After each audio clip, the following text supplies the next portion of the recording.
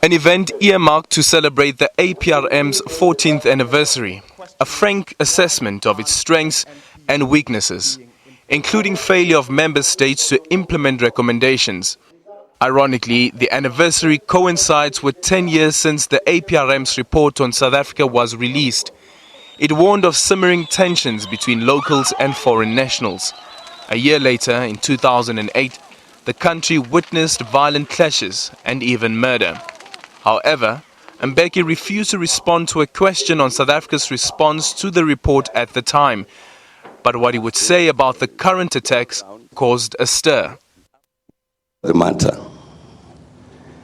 is that there are Nigerian criminals who are involved in drug dealing.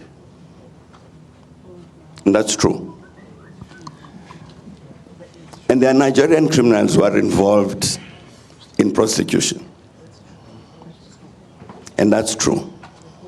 And you'll find, like in this incident now, in this area of Johannesburg, Rosettenville, where there have been attacks on people, it's been against criminals, not Nigerians.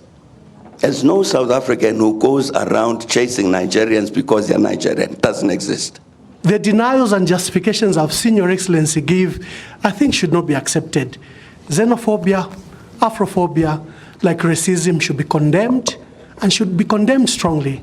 Like apartheid, there should be no justification, Your Excellency. Crime, Your Excellency, is crime. As soon as you give it labels, Nigerians or whatever, you forget that the drugs probably are imported by that Jew or by that Greek. Ambassador? And you'll attack the peddler. Fight crime. Don't fight nationality. You're going to solve a problem until you identify what the nature and the source of the problem is.